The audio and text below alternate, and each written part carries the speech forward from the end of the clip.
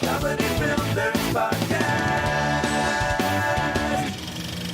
We're already talking about the trailers and Professor Marston and the Wonder Woman. I really liked the trailer. It made me want to see the film. I think it was a well put together trailer. The thing we were talking about before is even with like The Foreigner, like there's no doubt in my mind what Professor Marston and the Wonder Woman is about, what kind of tone it is, what's going to be explored. I'm like, I got it. I'm on board. So there was no tricks in the trailer as far as I could see. Yeah, and it's accurate. Having seen both, I can tell you you're not being fooled. Yeah, you're not being fooled. And the other trailer we saw was the New Mutants. Now this I found interesting because it's basically not an X-Men, but a mutant horror movie set in almost like an asylum, like a hospital, and with all these crazy, creepy, weird things happening that have to do with their powers. So I feel like this feels like a reach for me. Like I'm like, all right, well, how are we going to do a Marvel property or mutants, but then do it differently than what we've already done? And the answer was horror movie. Well, I think it goes to what Mark was saying about, we need to this number of superhero movies we're making is remaining the same. We're making less of the other ones. So does this help sort of bridge the gap of all the things that the issues that the film industry is having right now? Because it probably doesn't have a massive budget. It probably wasn't $100 million movie because I didn't see any huge names in it. It's like younger actors and stuff like that. Honestly, this felt like horror movie budget too. It really felt like this is like, we're going to shoot this and treat it like a horror movie. It's just going to happen to have, the Marvel brand on it. But then because it has the Marvel brand on it, does it get... I think it's interesting. I think it's a fascinating question. First of all, it's like, I don't know, like, I saw the trailer and I was like, okay, is this like, when I saw like West Side Story recut into be a zombie movie trailer?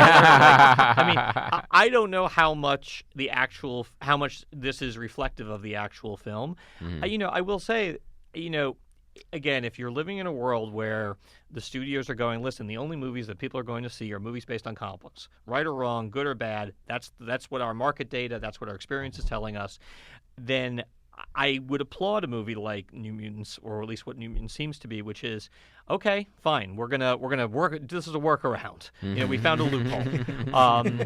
If you'll only see superhero movies, and we don't want to only make superhero movies, here's a comic book movie that is really a horror film. But right.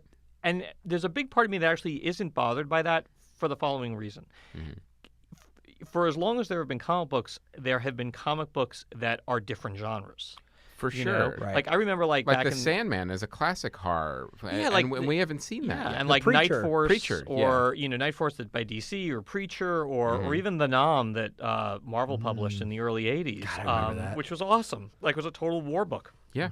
So I guess my attitude is if it takes the Marvel or DC logo in the front of the trailer to get people into the theater, I say, okay, fine. I'm glad we're mixing it up. I'm glad the studios are changing the types of, movies that they're putting after that logo.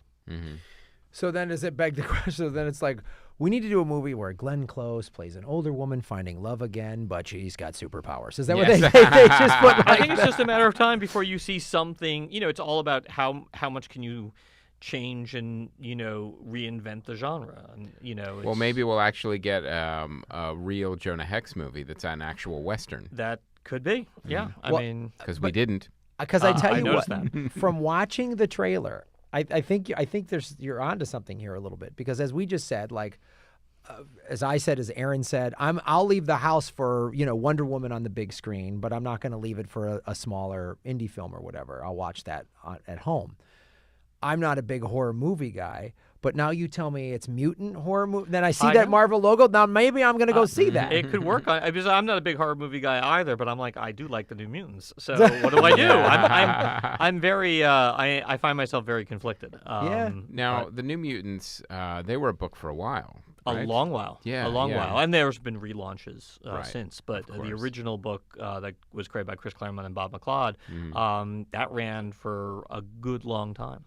What were the most popular, like the most famous New Mutants that kind of crossed over a little bit into the Well, consciousness. there's certainly no answer I can give that's not going to piss people off. Yeah. But, I would say, As someone who writes for the X-Men. yeah, exactly. Yeah. I would say because everyone, the thing you discover very quickly writing for the X-Men is every character is someone's favorite. I mean, even the Right. most obscure, deepest cut characters is someone's all-time favorite, which is great. And the fact that the whole X-Men universe has so many different characters it's its own. It really is its own universe. I mean, it's its own. It's its own animal, or it could be its own animal. That's why Fox isn't letting it go.